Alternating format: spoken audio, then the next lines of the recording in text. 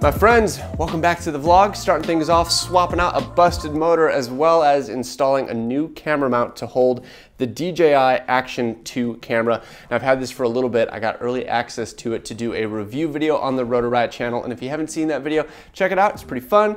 Gave our first thoughts on it, tried out all the different modes, and had a look at, is this a good camera for FPV drones? And between that and spending some more time with it, I'm thinking yes. I'm thinking this is going to be the camera that I use on my FPV drones. Outside of freestyle or outside of drones in general, it's not perfect, and there are times where I'll probably prefer to use a GoPro, but for on a drone, this teeny form factor is just so good. DJI made it so small by making it modular. The camera itself is stripped of everything other than a single button, a rear-facing screen, limited storage, and a small internal battery. There's no SD card slot, there's no ports. To get more functionality, you attach modules. However, when you use it in this smallest possible form without any of the clip-on modules, there definitely are some drawbacks. So I wanted to make this video to show you a little more of how awesome the footage coming off this camera looks when it's used on an FPV drone, but also some of the pain points that you're gonna experience when you're using it now that I've had some more time with it. So we've got the quad ready to go. Let's head out to a freestyle spot. All right guys, I made it out to a tree spot just in time for golden hour. So let me start off with three things that I really love about this camera. First off is the form factor. I just love how small and compact this thing is, and of course it's also lighter. I've just gotten so used to flying this big honking GoPro on top of the drone. It's so nice to finally have something that's lighter weight and just like looks better and is more aerodynamic. Like I'm getting longer flight times. I think the drone's flying a little bit better. Maybe it's a little bit in my head, but either way, I'm enjoying that. I'm also enjoying just how beautiful the image is, especially at this time of day. I think we're gonna get some really pretty footage with the light all vibrant and rich. And then I'm also just loving the super wide field of view. And I think this spot is gonna be perfect for this because with the tall trees, I think we'll really get that kind of like warpy, super dynamic look. All that being said, this camera certainly is not perfect, so I'll get to some of the things that I don't like about it. But first, let me get this quad in the air and get some flying in.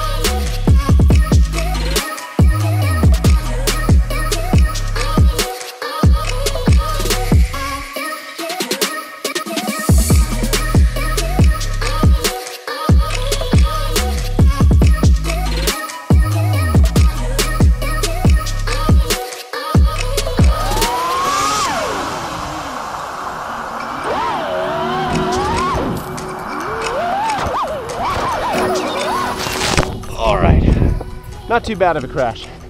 I'm not gonna lie, that's kind of another reason I came to this spot, because crashing on the grass and even against the trunks of the trees just won't be too abusive to the camera, because I'm just not quite ready to really smash this thing up. The camera isn't actually out yet, so if I did break it, I wouldn't be able to get another one for a little bit.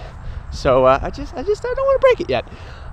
So I guess what I'm getting at is I can't say for sure how durable this thing is until I'm really more comfortable to take it to a harsher spot and send it.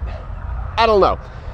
So far it seems pretty tough, and for Rotor Riot we did fly it around a bando and it got some pretty good whacks, so like I'm tempted to say this thing is tough, but I just don't want to say definitively until I've spent more time really giving it some good whacks. How's the audio, by the way? I haven't tried talking to this thing yet. So yeah, durability might end up being a plus, or it might end up being a minus. I can't say for sure yet. So let me get to some things that are definitely minuses about this camera. So now I've just done 4 flights and the built-in battery is fully drained. I've had sessions where it's lasted a little bit longer, but obviously today shows that sometimes it drains pretty dang quick. Now this problem is actually somewhat manageable because the camera does charge pretty quickly. I popped on one of the modules, and in the time it took me to change the props on one of my quads, the battery charged like 20%, so it was like 4 minutes. So I'd say relying on the internal battery definitely isn't a deal breaker, but it does add something that you have to manage and think about and mess with while you're just out trying to fly. So that's annoying. The real problem is relying on the internal storage. This is the absolute worst thing about this camera right now. The internal storage is getting pretty full, so I want to get it off the camera, and the only way to do that is by transferring it into a computer, which first off is really annoying to have to bring a computer out with you. And let's get this transfer going. So to transfer 14 gigabytes, it's gonna take 6 minutes. And now that's not horrible, but it's definitely a nuisance. Having to break out a full computer is just so cumbersome, and there are times where you're just not gonna do that. I was filming out on a boat, a little small wakeboard boat, and I didn't even think to bring my laptop with me out on the boat, but even if I had, I just would not wanna break out my full laptop out on a boat. Now my understanding is there is going to be a feature where you can snap on one of the modules with an SD card in it and move the files directly from the internal storage to the SD card, and that would really help with this problem. Hopefully the transfer speed is quick, but really just not having to bust out a whole laptop would really be so much better. I'll have to see if and when that feature does come out in a firmware update, you know, after I've lived with it. You know, how much does it help? I want to experience it before I can say, but I'm hopeful that that will kind of help with the like in-field workflow and make it so it's not like such a pain in the butt. It's just a minor pain in the butt, not a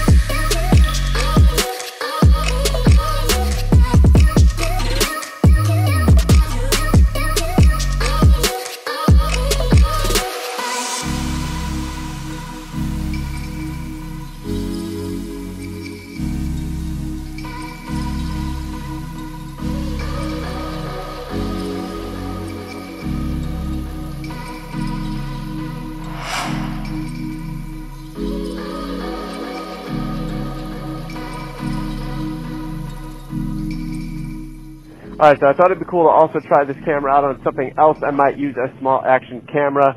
We're going to do a little moto vlog. Hopefully you can see alright. I guess we'll also be testing out the low light performance, and hopefully you can hear me okay. I'm just recording our phone call. Say hi, Ashley. Hi. I'm just going to clip you guys onto my little necklace thing. Oh, that was super easy. So it's like the necklace that just comes in the kit. Let's get going. So the most common way that people seem to record their motorcycle rides is by putting the GoPro on the chin of the helmet, and I've tried that, and again, the size of the camera is kind of annoying, especially with the 9 and the 10 getting so big. I feel like when I turned my head, it would hit my shoulder, and I could just feel the weight. Like, I didn't like that, and I also didn't like having to leave the mount on my helmet when I wasn't recording. So I was kind of ugly. Look how good Ashley's lights look. So I can unclip. Boom. Look at that. Look at that. That's kind of nice. You just be able to like unclip it real quick. I don't know how safe it is, but alright, let me put it back on. Get it? There it is.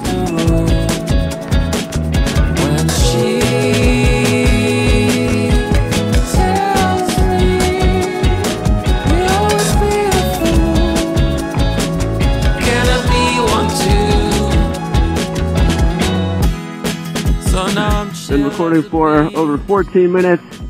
Battery's down to 18%. Yeah, I think just about done. Yeah, another biker. Alright, Ashley and I made it to sushi. I'm recording on my iPhone now because the DJI camera is dead.